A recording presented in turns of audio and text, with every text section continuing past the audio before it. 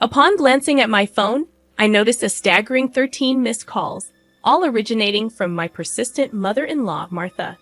Not again, I thought to myself. Just as I was contemplating this influx of calls, my phone vibrated once more.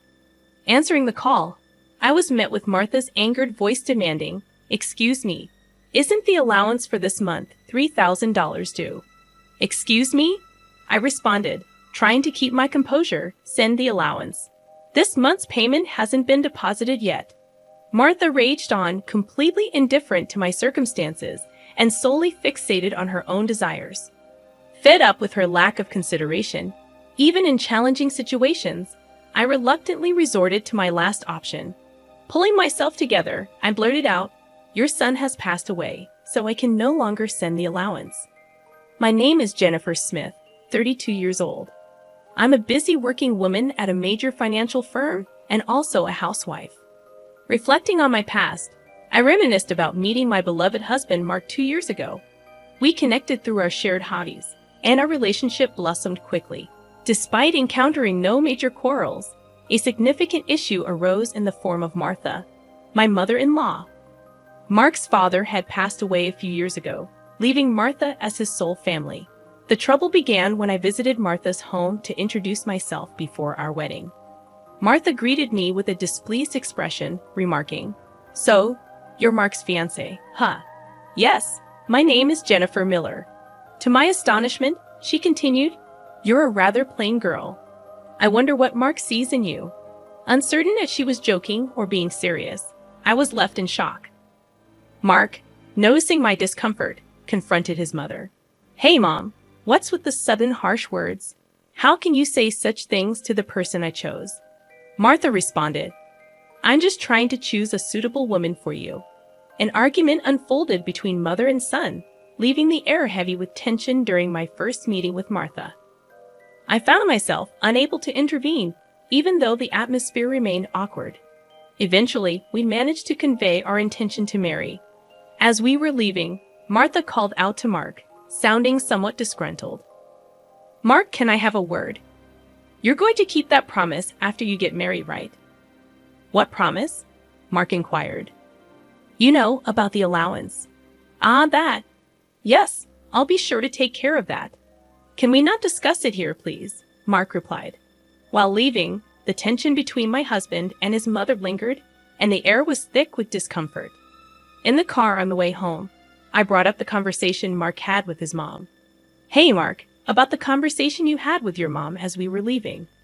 "Yeah, I should have told you about it, Jennifer. I heard something about an allowance. After my dad passed away, I've been sending money to my mom every month." "How much?" I asked. $2,000. $2,000. I couldn't help but raise my voice in surprise. Mark sighed deeply and explained, "Actually, my mom has a debt from a casino a long time ago. She's still paying it off, and because her health isn't great these days, she spends a lot of time at home. But she still needs money to live on, right?" "But $2,000? Isn't that a bit too much? If I try to lower the amount, she keeps calling me over and over. And no matter what, a mother is still a mother. I worry about her living alone," Mark reasoned. I understood that Mark was genuinely devoted to his mother. Since his father passed away, Martha had been the only family he had left. Regardless of her character, she was still his beloved mother. 2 months after our wedding, during my lunch break, I received a call from Martha on my smartphone. When I answered, she began to speak in a cheerful tone. "Jennifer, long time no see. Can we chat for a bit?" "Yes. What can I do for you?" I asked. "Well, I was hoping you could start sending me money," Martha said. I was taken aback and struggled to find words. However, Martha seemed excited to continue the conversation. "You mentioned before that you're working for a financial company, right? That means you have a good salary, doesn't it?" "Not exactly." "What, are you lying to avoid giving me money?" "That's not what I mean," I replied. "Then what is it?" "But Martha, you're still receiving financial support from Mark, aren't you?" I asked. In defiance, Martha responded, "So what?" Jennifer sternly stated what she felt Martha was not appreciating. "Martha, receiving $2,000 in monthly support is a big deal, and yet you're asking for more. Really? You think so? If you were to send me an additional $1,000, I could avoid burdening Mark. What do you mean by that? I asked. Well, I have Mark as a guarantor for my debts. If I fail to make payments, the debt collectors will go after him. Do you understand? Martha explained. But aren't you using part of Mark's $2,000 to pay back the debt? I inquired. I'm short. I haven't told Mark, but I have a significant amount of debt, Martha confessed. From her tone, it was apparent that this was a fact even her husband was unaware of. Having children in the future would increase our expenses. In addition to that, taking over Martha's debt was not an easy task. However, if Martha's payments fall behind and the debt falls onto Mark, the interest will likely have accumulated significantly by that time. If I refuse to send money, it would eventually become a problem for my husband as well. Thinking along those lines, I reluctantly agreed to Martha's proposal. All right, I'll start sending you money. Really? Good, Jennifer. I knew you would say that. The total, with Mark's contribution, will be $3,000. But this means you can pay off your debt, right? Yes, of course. I should be able to pay it all off in about a year. You promise, right? You'll make sure to pay off all your debts. I get it. So I'll be expecting it from this month onwards. Martha concluded the call abruptly. Physical exhaustion from work combined with this emotional burden only added to my stress. $1,000 a month, that's going to be rough. But it's also to prevent future problems for us. After all, if Martha can't make a living, it will upset Mark as well. That night, I promptly reported the matter to my husband.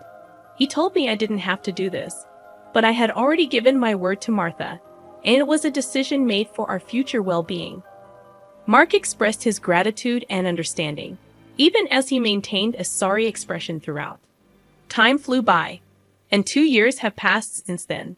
The financial aid we thought would end in a year is still ongoing, and even now, we are transferring $3,000 every month to Martha. What's more, about 2 months ago, Mark fell ill and has been unable to go to work. He's on sick leave, so he's receiving disability benefits, but it's a mere pittance compared to his previous salary. Last month, I managed to transfer $3,000 to Martha from my savings, but it would be very challenging if this situation continues. Unbelievably, Martha has not once come to visit her sick son. We have informed her of his hospitalization, but she doesn't show up to see him and only contacts me to ask, "You're still sending the money, right?" I was so furious that I decided to address the issue with Mark. Mark, listen, don't you think it's wrong that Martha is only concerned about money, even though you're in such a state? We need to think seriously about what to do going forward. Yeah, I've been thinking the same thing. I don't want to put more strain on you, Jennifer. This month, too, she's been bombarding me with calls and messages, asking if we've sent the money yet. Are you serious? How can she only think about money when her own son is sick? Mark expressed his anger towards his mother, his face slightly worn. Then, as if he had an idea, Mark exclaimed, "That's it," and wore a sly grin. What is it, Mark? Well, this is our last resort. I've come up with something good. For your mom. What? I was curious but cautious. Mark suggested a plan that I could never have imagined. Although it could be called inappropriate, it seemed to be the only way to make Martha understand.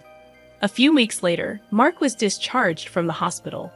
Martha didn't reply to any of our messages, so we didn't inform her about Mark's discharge. In the last 2 weeks, Martha had been relentlessly demanding money, displaying no concern for her son's well-being. While Mark and I were enjoying a cup of tea, a message came in on my phone. Upon checking, I found 13 missed calls from Martha again. As I thought, my phone vibrated again. It was another call from Martha. "Hello," I answered and turned out the speaker microphone so that Mark could hear. Martha started shouting right away. "Listen, where's the $3,000 for this month?" "Excuse me, that's right. The money for this month hasn't been transferred yet," I replied.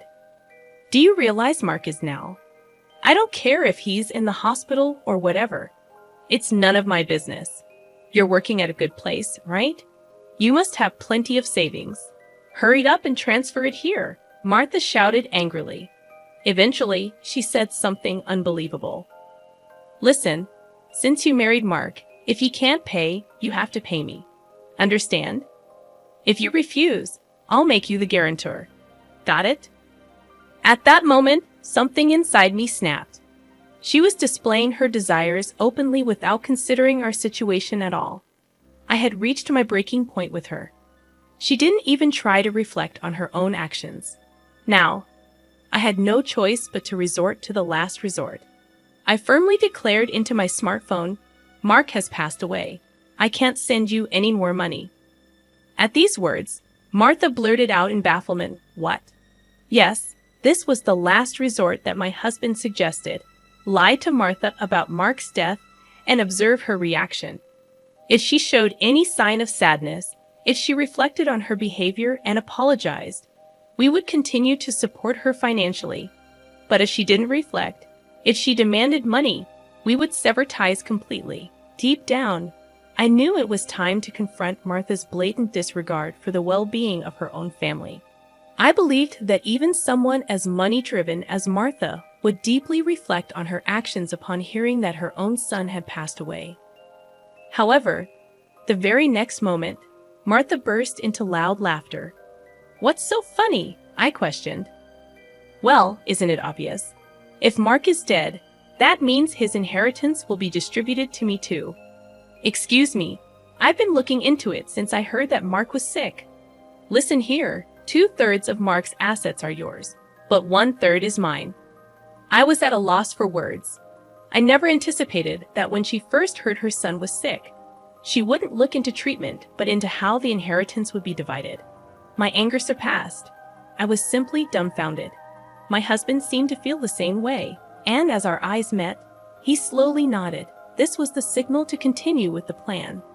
Once again, I said to Martha in a strong tone, Martha, did you hear what I said? Mark is dead. I heard, what about it? Aren't you sad your own son passed away before you? Martha replied nonchalantly, you just make sure to send me some. I won't let you get away with not doing it. With a click, the phone line was cut off, and a dial tone echoed. I glanced at my husband and saw that he was shaking, his face red with anger. Mark, are you okay? I asked. My husband looked into my eyes and said, I'm cutting ties with her. She'll likely come here eventually, demanding money. Let's wait until then, okay? But are you really okay with this, cutting off ties just like that? Yeah, I have no regrets. After that call, she's no mother. My husband's eyes were filled with hatred, and I felt the same way. A person who only thinks about money over her own son's life is not family to me. A few days later, as expected, Martha came to our house. For the time being, I decided to hide my husband in the next room and deal with Martha myself. Martha approached me with a face like a demon. Hey, give me Mark's inheritance right now. Again with that? Anything else to say? He's already dead, isn't he? It's pointless to say anything now. Yet you never even visited him. What are you saying? Are you really his mother? You're so annoying. Give me the inheritance right away. I don't mind getting the lawyer. Speaking more would be a waste of time. Just as I thought that, my husband emerged from the next room. Seeing him, Martha let out a startled gasp as if she had seen a ghost. Mark, why weren't you dead? Long time no see, Mom. Sorry, but the news about my death was a lie. A lie? How could you be so disrespectful? I wanted to confirm your true nature, Mom. I was curious about how you'd handle the allowance if your son died, but you turned out to be a gold digger, just as I suspected. I understood perfectly. What? How dare you call your mother a gold digger? Silence. I'm cutting ties with a toxic parent like you. My husband's angry shouts left Martha with her mouth agape. She couldn't come to terms with the fact that her own son was severing ties with her. What does this mean, Mark? She stammered. It means exactly what I said. I can't consider someone like you as my mother. No way. What about the allowance? Do you really think I would? You're on your own with the debts. We're moving. Wait, please. If you do that, what about my living expenses? Teary-eyed and pleading, Martha reached out to my husband. He forcefully shook off her hand, looked at her coldly, and said, I don't care about your living expenses. You have been living off us without even a single apology. I really understand your despicable nature now. Don't you dare show up in front of us again. No, wait, Mark. Are you going to abandon your mother? Ignoring her words, my husband grabbed Martha's arm and dragged her to the front door. He threw her shoes and bag outside and chased Martha out of the house. Martha made a fuss outside for a while but disappeared after a bit, perhaps unable to withstand the eyes of the neighbors. She tried contacting us multiple times, but we ignored all of her attempts. We set Martha's number to be automatically rejected, and we finished moving. Regarding the matter of co-signing for the debts, it became invalid since Martha had made Mark the co-signer without his consent, and therefore he was not responsible. Without the allowance from us, Martha seemed to be leading a miserable life. It's only natural, considering she had been using the allowance for her gambling habits instead of paying off her debts. She still had a mountain of debts and was chased by debt collectors every day. Unable to gamble anymore, she seems to be working from dawn to dusk. For the foreseeable future, it's unlikely that she will be able to pay off her debts completely. She will have to keep working until she is unable to move. This is entirely her own doing. As for us, we are spending fulfilling days in our new home. My husband's condition has stabilized, and he has returned to work. After some time, there's a new life growing in my belly.